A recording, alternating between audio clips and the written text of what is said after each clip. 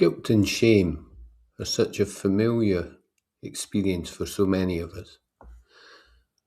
Most people have lived with them for so long that they almost feel normal. Almost like guilt is what keeps us good and shame is what makes us improve. But from the perspective of body consciousness, guilt and shame are not actually body emotions at all. They're mental patterns. Programs of judgment that arise when the mind tries to control us through self-punishment. The body simply doesn't work that way. Body consciousness is much simpler. The body doesn't condemn you. It doesn't attack you. It only communicates something very clean, whether you are aligned or whether something has moved slightly away from what's true for you.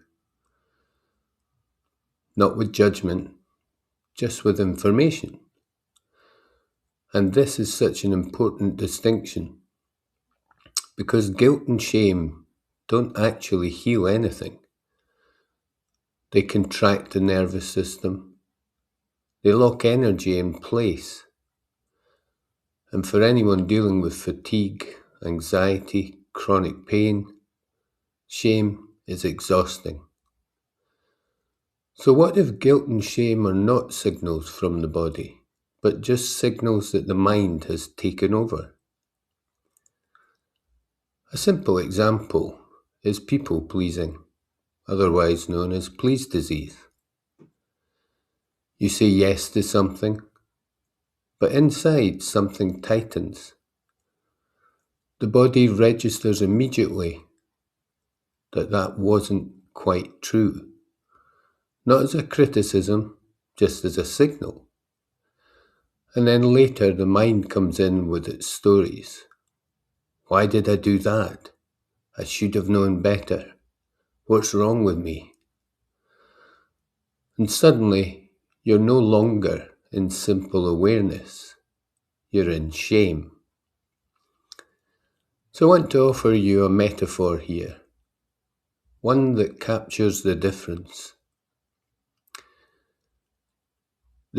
between the body's guidance and the mind's judgment.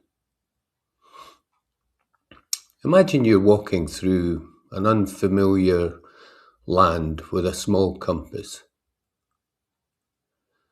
As you walk, the needle drifts slightly off-center, not dramatically, just enough to notice you're no longer quite on your path. The compass doesn't judge you. It doesn't say you've failed. It simply leans to one side. At first, you start thinking, I should have paid more attention. I always do this. And as you think that, the needle begins to shake.